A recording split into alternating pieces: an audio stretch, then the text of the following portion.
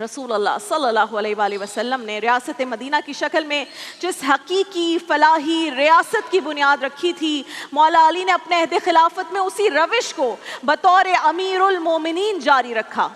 جب آپ بطور خلیفہ کوفہ میں داخل ہوتے ہیں تو لوگوں کو مخاطب کر کے فرمایا، اے لوگوں، میں اپنے جسم پر جو لباس پہن کر آیا ہوں اور جس سواری پر سوار ہو کر تمہارے شہر میں داخل ہوا ہوں، اگر واپس جاتے ہوئے ان دو چیزوں کے علاوہ میرے پاس کوئی اور چیز ہو تو جان لینا کہ میں نے تمہارے حق میں خیانت کی ہے۔ بطور خلیفہ آپ نے کبھی دارالامارہ میں قیام نہیں کیا، بلکہ وہاں غربا کو رہائش دی، خود اپنے کچے مکان میں ساری زندگی گزاری۔ سرکاری خزانے سے نہ خود مستفید ہوئے، نہ ہی کبھی اپنے کسی خاندان والوں دوستوں کو کوئی وظائف بانٹے، حتیٰ کہ آپ کے قریبی عزیز نے ایک بار بیت المال سے مدد کا تقاضا کیا تو جواباً آپ نے لوہے کی ایک گرم سلاخ آگے کر دی، کہا اگر تم یہ نہیں پکڑ سکتے تو میں تم کو نواز کر خود کو مشکل میں کیسے ڈال دوں۔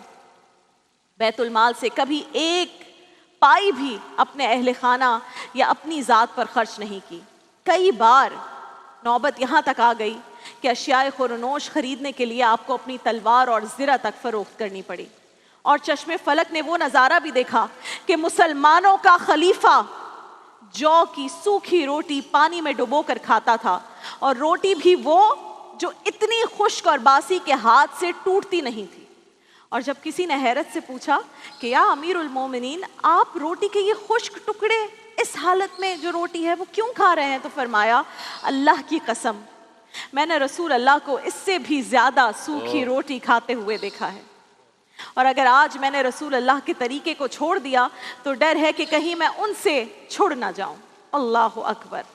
البتہ خود جو کی سوکھی روٹی کھاتے اور کچے مکان میں رہنے والے خلیفہ کا رعایا کے لیے طرز عمل یہ تھا کہ مسکینوں کو تلاش کرتے تھے، ڈھونڈ ڈھونڈ کر ان کی ضرورتیں پوری کرتے تھے، غریبوں کو ڈھونڈ ڈھونڈ کر ان کی حاجتیں پوری کرتے تھے، اور پھر جب رات گہری ہو جاتی تھی تو ان تمام دنیاوی امور سے الگ ہو کر عبادت میں ایسے مشغول ہو جاتے تھے